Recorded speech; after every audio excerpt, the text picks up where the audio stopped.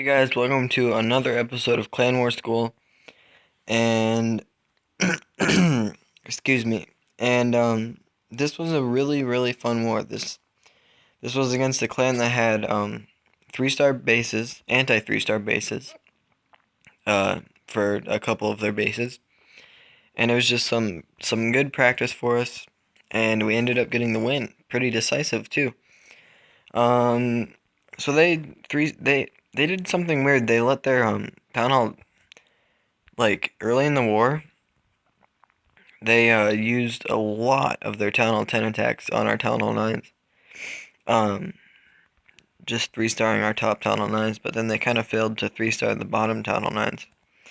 And then we did alright at Town Hall 10, and then we did pretty solid at Town Hall 9, so I'll show my attack first, because I know some of you don't watch the entire video, and that's alright, but I'll try to get this attack in, because if I do say so myself, is a pretty solid attack. So I came in with 3 golems from the south. This was a cleanup attack, so I knew there was giant bombs here and here, and so I just kind of thought that since it was so spread out, my hogs would be able to take out more defenses with less heals. So I only brought 18. So I brought 3 golems, 2 witches, and the witches did a good job triggering the bombs and providing more tanking. So I have a little bit of a problem at the start here by accidentally dropping wall breakers instead of wizards. So luckily I went overkill on the wall breaker when I was building my army. But with that rage spell, it was still enough to break through both layers of walls. So I'm just letting the funnel develop, and then I drop the rage spell down for my wall breakers here pretty soon. Getting my king, queen, witches in. There goes the rage spell, and then the wall breakers. And 1 is actually enough under rage to take out a level 8 wall. I don't know about level 9. So I drop down the poison spell, jump spell, so I can get into that second giant bomb compartment. And 1 bomb is triggered, but that whole entire bomb set is eliminated because I already took out those defenses. And then I start in with about 10 hogs here at the bottom. Well, my kill squad is still tanking and taking out defenses. I heal for those quad Teslas and that expo. Then I bring in some more hogs up here and heal them immediately. And while that's happening, I already took out all of the bomb sets. So even though I already used all my heals, I still have 2 witches alive, a queen with an ability, and a bunch of hogs. So at this point in the raid, I was already celebrating. I just popped my queen's ability, even though I probably didn't need it. But better safe than sorry. So I have a lot of hogs to clean up. I don't know, one of my witches might have died. I still have both witches actually, so that's pretty good. And yeah, we'll just fast forward for the cleanup. I dropped my 2 cleanup wizards right after I dropped my hogs, so they were cleaning up the entire raid pretty much. So I was pretty happy with that attack. That was a kind of anti-3-star base, and I 3-starred it, so that was one that I celebrated. Let's look at Big Man, taking on number 7. This isn't an anti-3-star base necessarily, but it's not like the worst base design in the world. There's double bomb spots and that he had to deal with, and there's one right here. I don't even know if he triggered the other one, but he triggered this one with the wall breaker actually, I think. I'm starting to get sick, guys. My voice is starting to go out. There's a lot of people getting sick lately. It must just be the change of seasons or something. I don't know. So he has 2 golems going in. Hasn't dropped his king or queen yet, and just keeps dropping witches. And there goes king and queen. His funnel was just barely created in time, but that's okay. Because he took so long, there was a lot of defenses taken out and a lot of possible bomb spots eliminated. It doesn't have a jump spell. I think. Oh, he already used the jump spell. So I don't think he predicted that pathing perfectly, but right here I like what he's doing. He's kind of taking the base out one part at a time instead of just spamming them. If he spammed his hogs, then it probably wouldn't be a successful raid.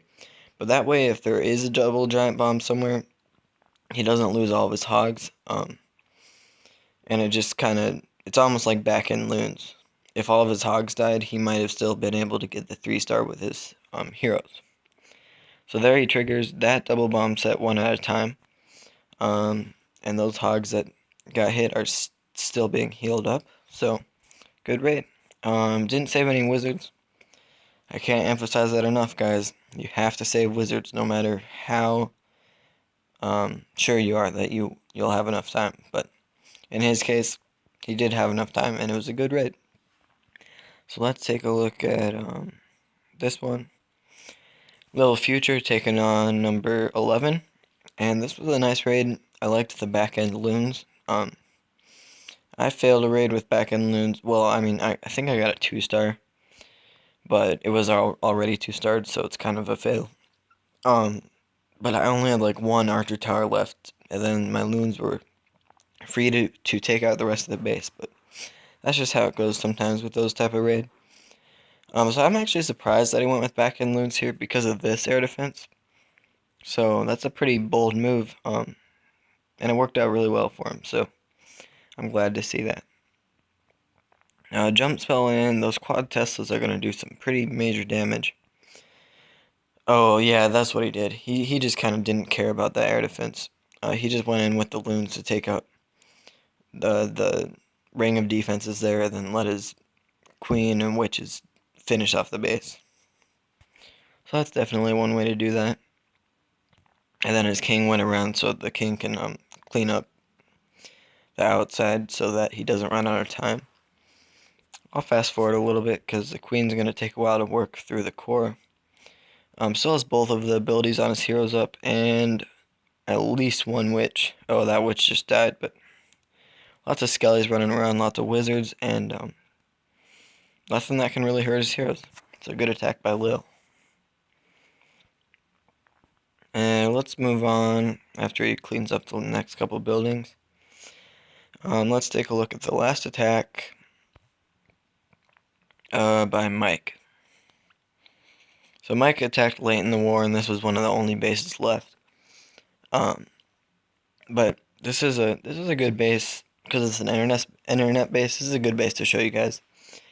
There's lots of ways to take it out, especially at this low of a level, but he just chooses to come in with 2 golems, a couple of wall breakers that he already deployed, and a jump spell. Now that does 2 things. That tanks for all the Teslas that are there, and it takes out those giant bomb spots. So you really can't go wrong. There's no reason to come in from the north or anything, because there's rarely any bombs up there. Holds on to the poison spell. That's not something I recommend now because of the way that it does damage to the dragons so significantly. Takes out this cannon up here. I like that, so he can do a 2-finger drop with his hogs on the mortars. Unfortunately, his queen does die because he comes in from a completely different angle, but that's okay, especially on this base. And, guys, he saved 2 wizards.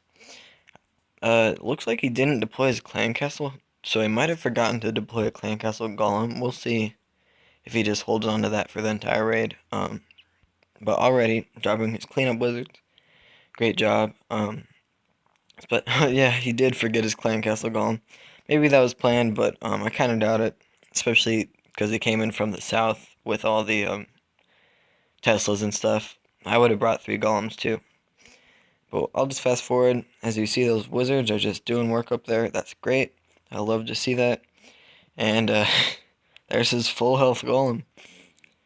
Kind of funny to see. I normally don't forget to do my golems. Sometimes I forget to do like loons on a 1-for-1 trade or something. But